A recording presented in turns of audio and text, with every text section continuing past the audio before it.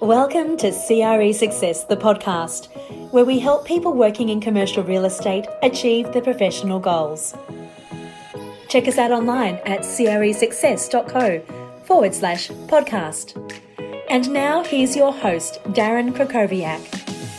Hello, welcome to episode 6 in season 2 of CRE Success, the podcast. My name is Darren Krakowiak, and today I've got a great guest named Michael Field, who is an expert in competitive strategy for business-to-business organizations. And he runs a consulting firm called EvettField, and he is the field part of that, obviously. And I thought that it would be great to have him on the podcast to talk about how to analyze a market opportunity. So if you've ever thought about moving into a new market, moving into a new geography, changing sectors, or if you've recently done that and you'd like to improve your market penetration, this is an excellent episode for you to listen to. Don't waste hours doing the wrong type of research. Don't spend lots of dollars on an expensive consultant. Instead, listen to this episode. Michael's going to be giving away lots of secrets about how to competitively analyze a market today here on CRE Success, the podcast. And of course, once you do get into a new marketplace, you then need to start prospecting for new potential clients. And I've got a great way to help you find new customers in markets. It is the A to Z of CRE prospecting. If you'd like to get your hands on that, just go to cresuccess.co/ABC. ABC like the alphabet. And if you're sick of prospecting the same old way, you'll find 26 ideas on how you can refresh the way that you look for new clients. That is cresuccess.co/ABC. It's absolutely free and it's available for you right now.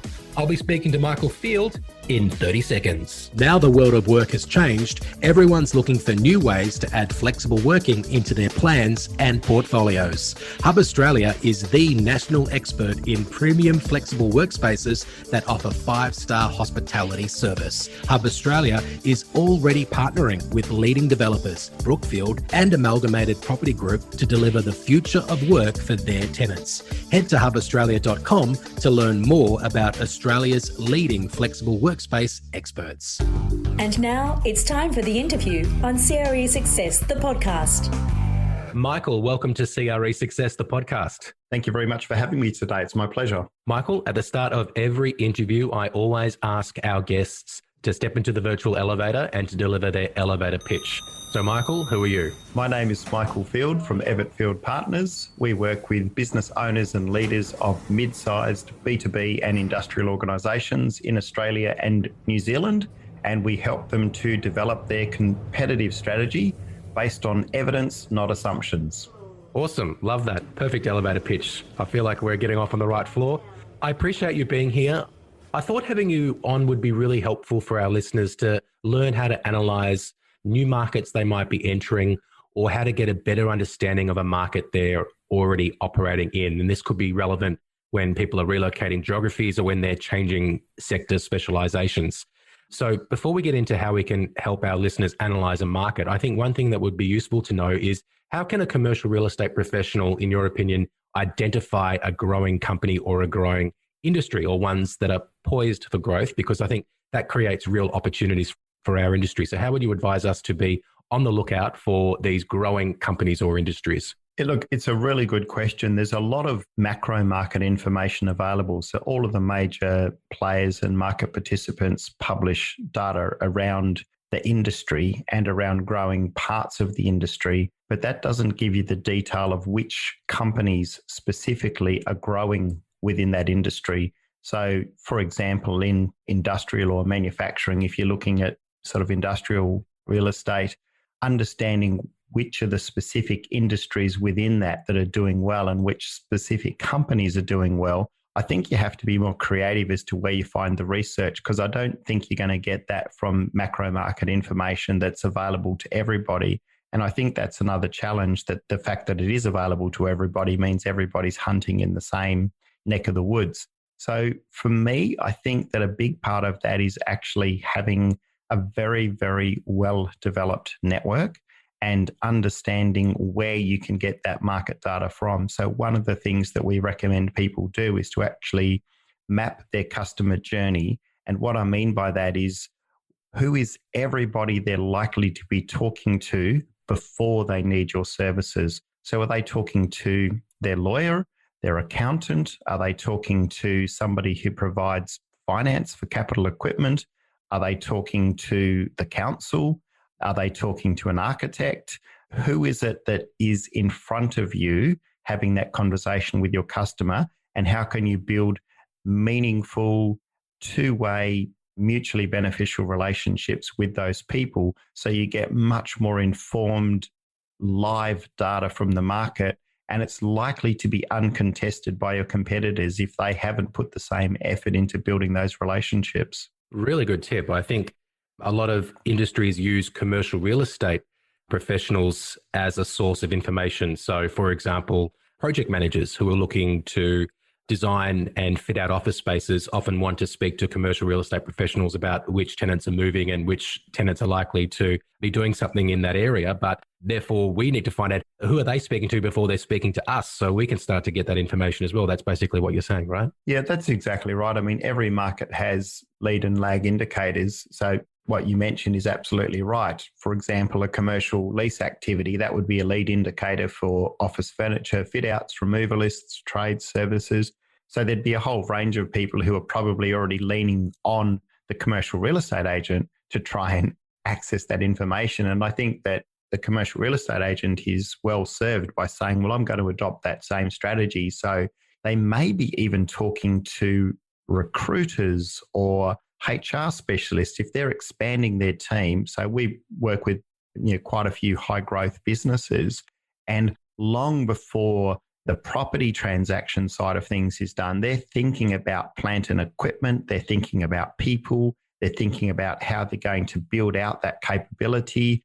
They're even thinking about how they're going to grow their customer base and their revenue to ensure that their expansion is viable. So there's a really valid argument to say that digging deep into building those relationships with the people who are lead indicators for you is actually a really valuable both marketing and sales investment. Right. And I was going to say, actually, it's not only about the relationships that you can build with those people who are speaking to your perfect ideal customer before you're speaking to them or before they need your services, but it might also be an opportunity to get in front of them through advertising, for example, if there are places that they're typically going and looking, that you might be able to create some brand awareness before your competitors are, if you're aware of the types of activities they're partaking in before they make a real estate decision. Yeah, absolutely. I think that's a really good point. And I think that it requires some sort of careful thought and consideration as to how exactly that plays out.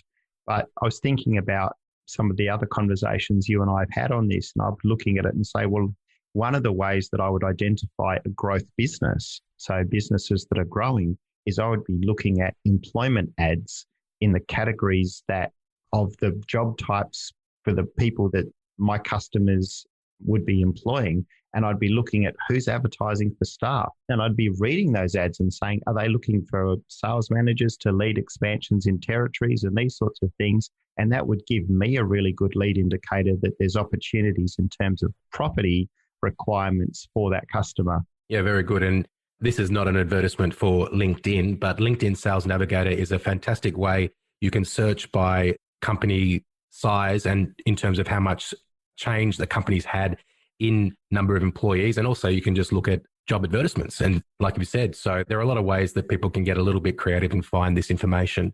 Definitely. Let's talk about competitive strategy then. One of the core components of your business is delivering a competitive strategy. So what is it that a commercial real estate professional should look at when they're entering or looking to expand their reach in a market or a sector? Like, where should somebody start when it comes to assessing a market? Sure. I think that one of the big challenges in developing a competitive strategy is actually having a legitimate, defensible point of difference in what you do and how you do it.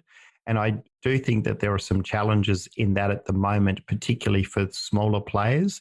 If you look at the changing market conditions in a sort of post-COVID environment, customers are kind of looking for somebody who can provide more services rather than them splitting their services across a whole range of different service providers. So I think that creates some challenges for the smaller players. The competitive strategy has to be about why should your customer choose you given all of the options available to them in the market? So why should they choose you? And to the extent possible, we encourage customers to, first of all, answer that question just straight off the bat. What do you do differently or better than your competitors that your customers would care so deeply about they'd be prepared to pay a premium? And then we typically get answers like people, service, experience, these sorts of things. And then we give them a list of words that they must exclude in their answer, because then they have to dig past the things that they routinely rely on, like saying, well, it's our people, it's our experience, it's our service levels. And the reason those things are not competitively different is because if you look at the 2 to 3 closest competitors' websites, I promise you they'll all be saying exactly the same thing. It's our people, it's our service, it's our experience, it's our knowledge. So you have to dig further than those standard things, because to me, they're just table stakes. That's just the minimum entry to even have the conversation with a customer. For example, picking up on what we said about earlier, if you really invested in developing the network both ways, so who is everybody my customer would be talking to before they need my services, but who's everybody my customer would need to talk to after they've used my services, then you become a really valuable chain in that ecosystem. You become a highly valued supplier and referrer of information to your customer. Now, to me, that's actually more of a competitive difference than saying that you've got good service, because I think that any customer, any prospective customer of a commercial real estate agent expects good service. They expect you to have knowledge. They expect you to providing a quality experience. So those are the sorts of things that I think about when I think about competitive strategies, is how can you actually build something that is different and better than your competitors, that takes more time. It might be harder to build. You have to invest in it, but it gives you a much more defensible position when it comes down to a customer having to choose between 2 providers. Very interesting. I think that in our industry, from the company's point of view, they're the types of things that they're trying to achieve. But from the individual's point of view, the individual, I think, would often say, well, the reason or the differentiator is me.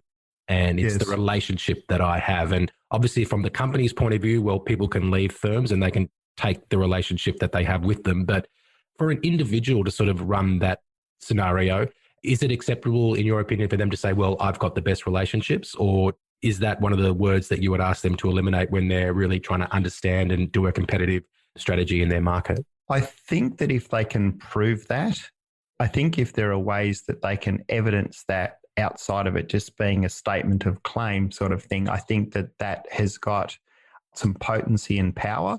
But I think if I look at the sorts of activities that you're doing on Clubhouse and those sorts of things, and actually using amplification, magnification tools to extend that message and create that proof point that in fact you do have those relationships, I think it's a powerful thing if you can prove it. I think that it probably lacks a little bit of potency if it's just a statement. Okay. One of the areas where you are well equipped to help your clients is with defining the ideal customer. And we mentioned that word before.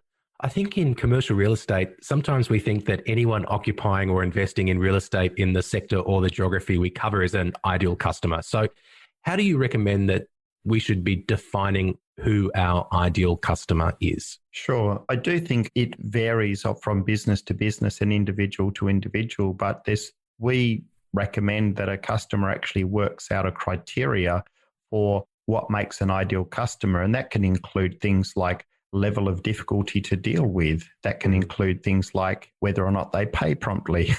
But in terms of actually identifying the customer, it's probably about fitting your core capabilities as a service provider to that key customer's needs. So for example, if you've got a real specialization in being able to identify commercial space for insurance offices or for phone rooms or for mid-sized ad agencies or whatever it is, I think that then being able to pick out the areas where you say, we actually do this really well because we understand the needs of that customer type.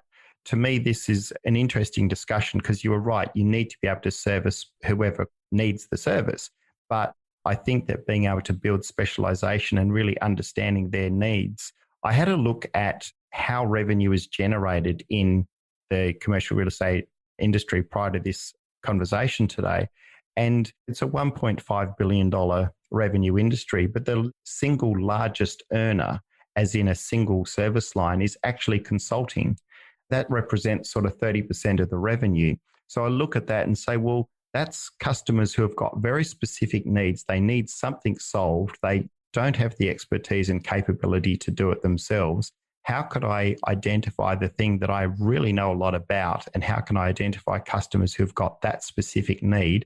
And in the first instance, in terms of how I spend my marketing dollars, I'm going to target those people. That doesn't mean you'll turn other people away. But what it means is in terms of active outbound and dollars spent, you're going to direct your efforts at the area where you're most likely to get higher conversions and a satisfied customer. Previously, I had a thought about ideal customer, and you mentioned like a couple of criteria that one can think about when it comes to defining who the ideal customer is. And it is more than just someone who's got an ability to transact in your market. It could be, like you said, how good it is to deal with them, their ability to pay, their ability to stick to your contract terms, to fund a marketing campaign, to make a decision.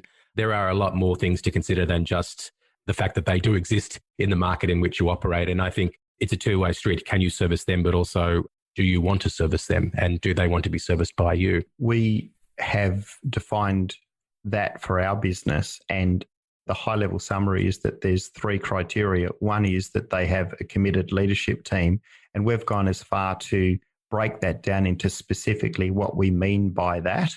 So that's an ideal customer for us, that they've got a series of attributes as displayed by their leadership team, that they have aggressive growth targets, and that they commit to a deadline when they want to achieve that. And that gives us confidence that they're going to be willing and able to do the things necessary for us to optimize the contribution that we can make to them. So in terms of the scoping conversation with a customer, we actually probably spend at least the first 30 minutes going through that with them to make sure that there's a really good fit for us, because it's much better for us to be servicing the right customer than any customer. And it's not only better for us, but it's actually better for the customer.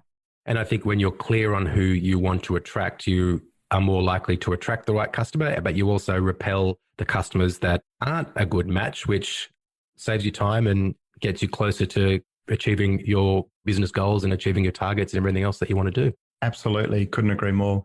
Okay, well, let's talk about strategies to break into new markets. And we talked a little bit before about the customer journey and how we want to understand who it is that our customers are speaking to before they speak to us. But let's talk about building up a presence, establishing credibility, initiating conversations, and then hopefully converting those conversations into business opportunities. Because I think in our industry, that's a real sort of, you can think of the customer journey, but then we think about it as a pipeline, and how do we advance a customer through a pipeline? So what are some of the ways that you advise your clients as they are entering markets to build a pipeline and then to advance their opportunities towards being revenue generating opportunities? Sure. The first is, and you've touched on it, is that there is a customer buying cycle, there is a buyer journey, and our data tells us that really at any one time, there's probably only 5% of your prospective customers who are in that buying drop zone. So the largest part of your market is actually not ready to buy today. So there's 95% of your customers who have either just concluded a transaction, so they're not in the market today, or they're somewhere down that awareness, education, preference stage of that buyer journey. And I think it's really important to think about the fact that when creating, say, marketing content, you actually need to create marketing content that is directly targeted at each stage of the buyer journey. So we break that into 6 categories. So firstly, awareness. They may or may not be aware of you or aware that they've got a problem. Secondly, education. Help them understand what their options are and what they might need to know. Thirdly, build preference. How do they build preference towards your brand? Finally, of course, purchase. We want them to do business with you.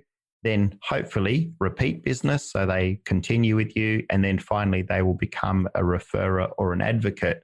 And given that 95% of your customers are somewhere other than in the purchase stage, I think it's important to create meaningful information that you readily share in the market for each stage of that buyer journey. The intention of that content is, as you said, is to move them smoothly to the next stage or further down the funnel, further along the buyer journey. But importantly, I think that you need to look at it like you're leaving a whole series of breadcrumbs, and the customer experience should be that it's like a choose your own adventure, that they're actually saying that was really interesting. Oh, there's a link to a video. I might watch that video. They watch the video, they get maybe a follow-up email that's automated from HubSpot or whatever system you're using. And I think that the way you want to do it intelligently is to surround that customer with the choice for them to be able to continue to consume that information while they're building preference towards you. And that's a real point of difference, because unfortunately, most businesses go out and they just target people with the purchase. We're looking for people who are ready to do this. We're looking for people who want to acquire a property or lease a property or whatever that may be. And it's like, well, there's a whole bunch of stuff that happens before they're ready to do that. And you've got to help them there, because that's actually where they'll build their preference. Some interesting data that we came across in a research piece a couple of years ago, and although it was for a different product, 80% of the customers in this particular research piece actually selected the first vendor that they dealt with, providing that vendor met all of their expectations as a customer. So if it was an unsatisfactory occurrence, then of course, no.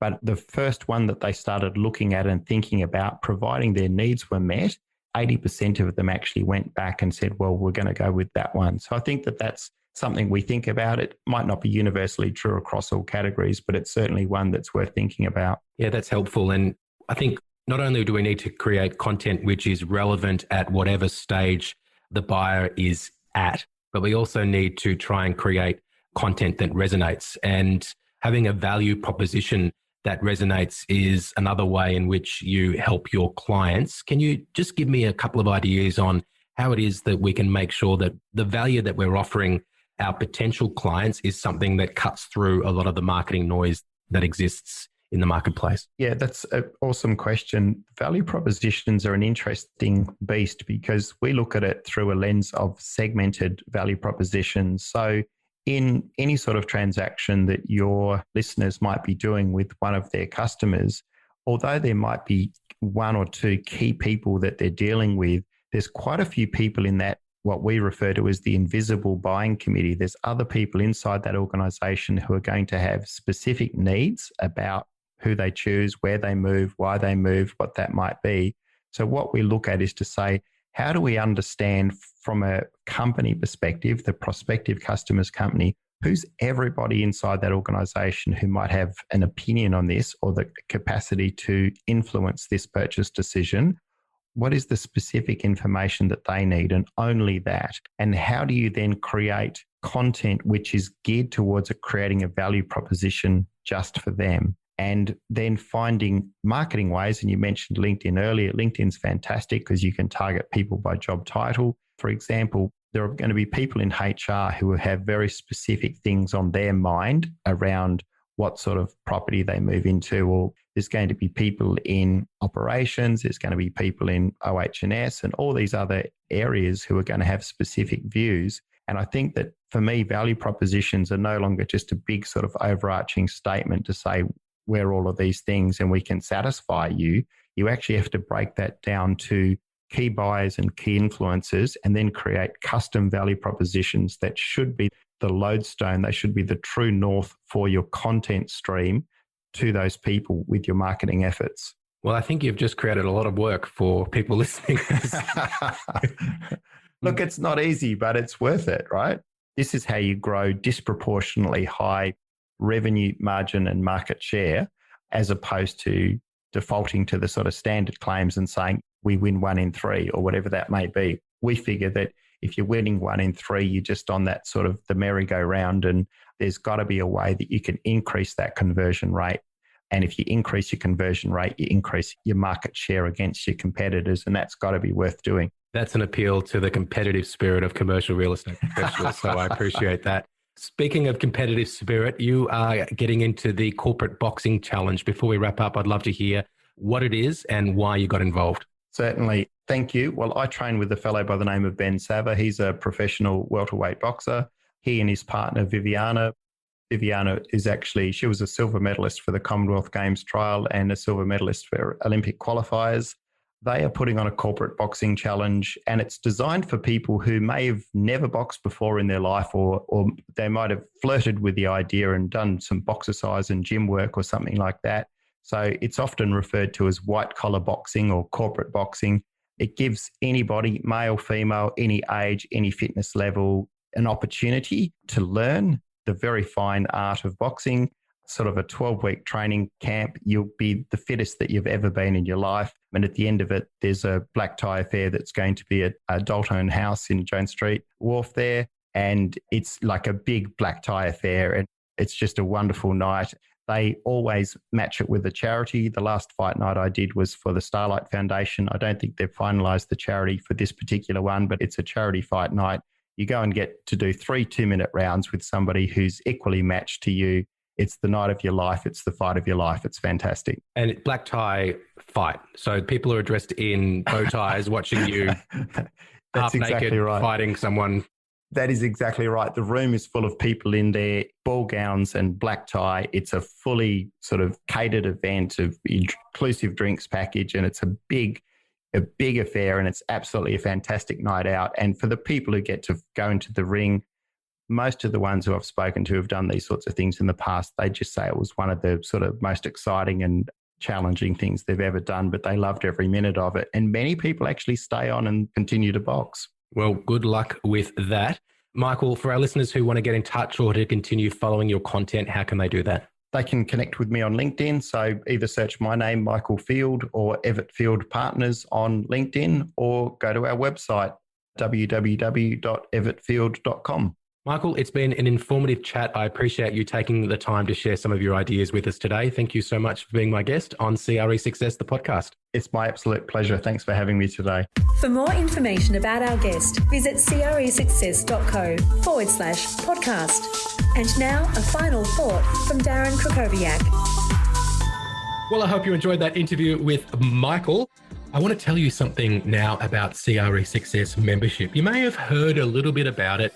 I've actually closed the membership. Well, I've closed it so I can reopen it again. Let me explain. I opened CRE Success membership in December 2020, and we've welcomed in founding members. And founding members are the first people to join a membership like CRE Success membership. About 20 people in there now, 8 different countries are represented.